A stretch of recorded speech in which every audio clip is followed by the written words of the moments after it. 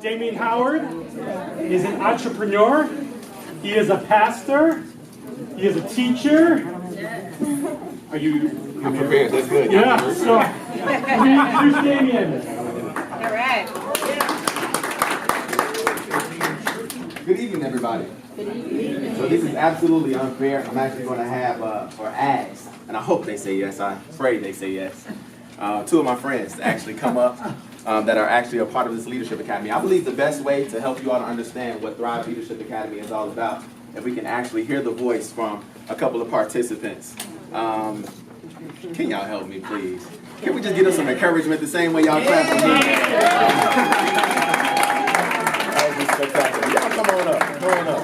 Now this is D and Chris. Can y'all say, hey, D? Hey, Chris. So what I would love for them to do, you all, is to just kind of, maybe let me talk to you. I would love for you to just kind of share how your experience in the Thrive Leadership Academy has been. Again, as I launch into helping people to understand what this is, it makes it a lot more real. If you all could just talk about what it means to you. So if that's your task, I'll keep that for you. And D, if you can kind of start sharing a little bit about your purpose, like you shared yesterday, I think that would be absolutely helpful. Go ahead, Chris. Just what has TLA been to you? Most importantly, it's been an inspiration.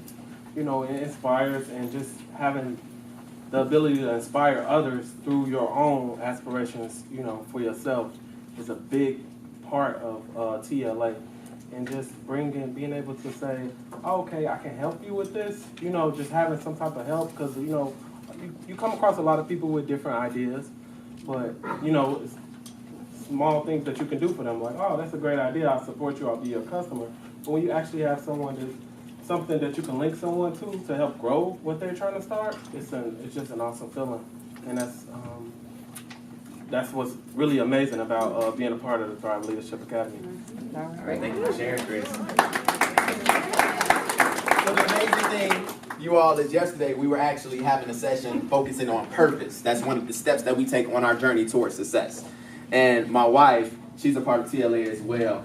She really loved Dee's story and what you shared about purpose. So I would just love if you can kind of help the room to hear, not the condensed version that you tried to trick us with, but just let us peek into just your story and just kind of what's driving you to be a part of TLA right now. Well, first and foremost, I'm Dee Desalu. I'm a hairstylist by profession. I joined Thrive Leadership Academy because Christopher is my salon manager. I just recently opened my own hair salon in Bridgeport. And basically, I'm an artist first. The business aspect of things is a total blur. You know, I'm a creative, so that is where I kind of lack in some of my abilities. So the Thrive Leadership Academy basically is a platform where he helps leaders become more leaders.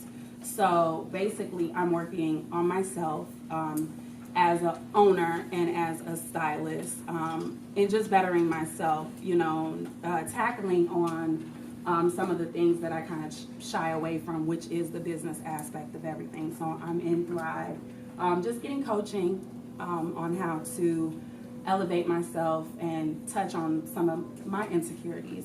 As a hairstylist, my background is that I'm Nigerian, and if it's not law, finance, or medicine, a lot of Nigerians don't think that financially you can make a living. So my purpose is basically living in my truth. I picked up my profession from Nigeria. It was a childhood passion turned profession for me. And it wasn't until I started booking international hair, clients, like WNBA players that play in their off season for the Euro League, that my mother started to respect me. So, it was just a wow factor for her to see her daughter, who really pushed and said that she wanted to be a hairstylist, now servicing clients overseas and working on productions here in the States. I work on a lot of reality TV shows right now, My latest project is Love and Hip Hop Hollywood. It's a show on VH1. I'm not sure if you guys are familiar with that. Oh, yeah. I was the key hairstylist, just creating those green screen looks that you guys see in their confessionals. So basically, just to sum it all up, I'm living in my truth.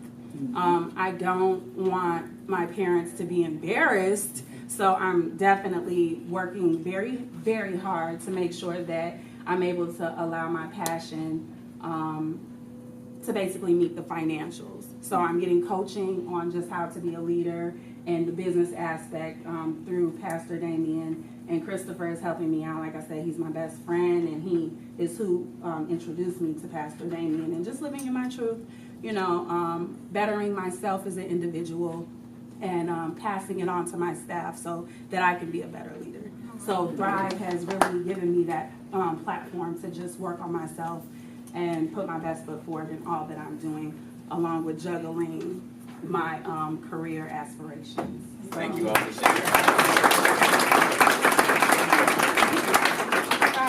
So again, my hope is that I still have some friends after just kind of calling them up. See, I had time to prep.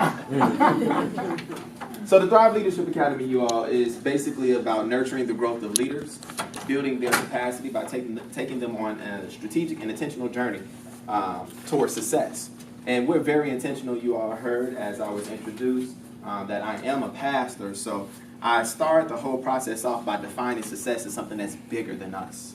One of the tools that we use, we're big in Thrive Leadership Academy about building our resource toolbox. One of the tools that we use is this documentary that's called The Poverty Cure.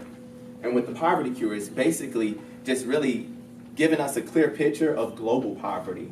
And a challenge that I have for everybody who's a part of the academy. Week 1, and I guess this is the reason why half of the group didn't come back, is I asked them, do you want to be a part of the solution?